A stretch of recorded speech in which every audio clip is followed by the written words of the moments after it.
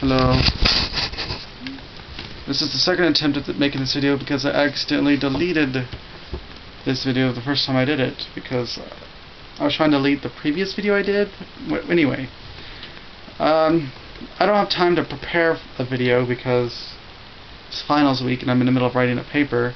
So I'm going to do a very short video recommending a really awesome graphic novel called Preacher. It's spelled in all caps.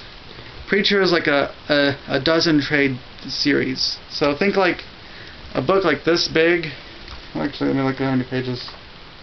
Actually, most of the trades are a little bit longer than this. But yeah, think a book like this big, not 12 times, so 12 of these. But yeah, it's spelled Preacher. This is the main character. His name's Jesse Custard. Basically, he's trying to find God and make God answer for all the evil in the world. And Preacher, he's had this half angel, half demon entity enter his body.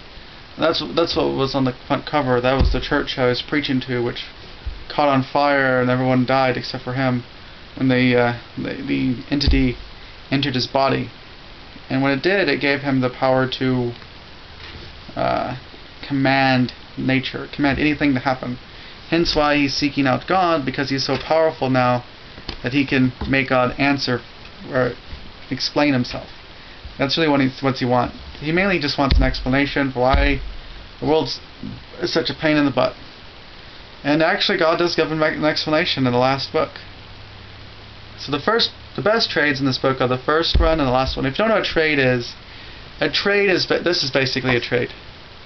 A trade is basically several little comic books combined together into the same binding. But the only thing though is like comic books are so fast to read, like it takes so little effort, that I don't understand why they didn't just start with these in the first place. Like anything smaller, like reading anything less than like 100 or I prefer 200 pages of comic book. It's just too little. You need like 200 pages for it to be enough, really. Anyway, yes. So, and he has a girlfriend named Tulip, who's another main character, and she's awesome, and she's not a stereotypical sexist version of a female main character who's just hot. She's like the toughest girl there is. She like takes out a secret society army all by herself with like a machine gun and Kevlar vest. She's pretty cool. They also have their third wheel because she's the girlfriend character. The third wheel character is a guy who's an Irish vampire named Cassidy. Irish as in like he's from Ireland. He's very culturally that. Anyway, yeah. Anyway, also there's a secret society who wants to make Jesse Custard the new savior of the world because of his powers. And the secret society, they were going to make the descendant of Jesus the Messiah who takes over the world. But the thing is to keep the bloodline pure, they did lots of inbreeding. So the guy that they had in charge to become the new Messiah was very, very disabled and dies. But, well, the second you meet him, he dies, so it's not much of a spoiler. So yeah, Jesse Custard is supposed to be that. But I don't want to tell you more about it. It's very difficult to tell you this without spoilers, so I'm just going to move on. There's also a really cool character called the Saint of Killers. He's like a cowboy who's like a gunslinger, kills bad people, but he's done some bad things. And when he dies, he's so full of hatred that hell freezes over. Hell literally freezes over when this hate-filled cowboy goes into it. The devil and the angel of death, who are hanging out at the time playing poker or whatever, some sort of card game, find the cowboy, tell him what the heck's going on. They end up making the cowboy the Saint of Killers. And they end up giving him these magic cowboy guns that are so powerful that it can kill anything it shoots at. And it's so hard not to give you spoilers about what he does with those guns. I guess message me if you want the spoilers. But holy cow, some crazy stuff happens. Also, I like this book is very popular, so you should be able to get a hold of it pretty easy. But I like how deep it can be at times, and how dark the humor can be, and it's pretty awesome. And the funniest moment of the whole series was when Jesse Custard, the main character guy, was listening to the radio. He was listening to a typical progressive arguing with a typical conservative, and he calls the radio show. See, Jesse's power that he got from the angel demon was that he can command anything to do anything, right? So he commanded these two people, having a pretty good idea of what their responses would be, to simply say on air what they really wanted. And the thing is that the typical progressive was female and the conservative was male. Anyway, turns out they both want penis. that's the joke. It's very funny. So yeah.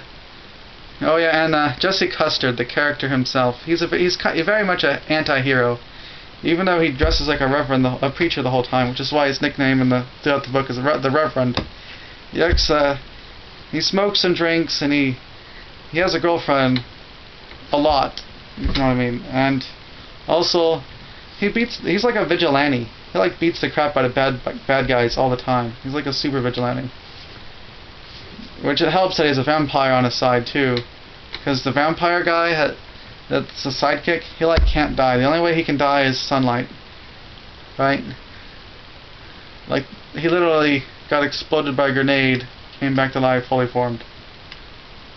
The only problem with the vampire characters, it's like you really see how the sunlight weakness is really crappy, because he spends most of the comic book series like out of the action because there's sunlight going on during this event, or this part.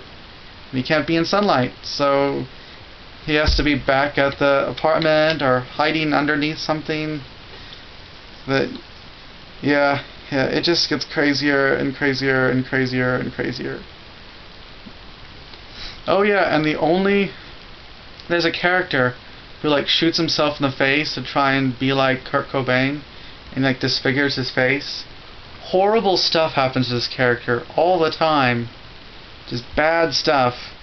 And he is literally like the only good guy, like purely good character in the whole series. Like the Preacher's not even pretty good. He's very anti-hero, Rorschach, like from the Watchmen-esque type guy.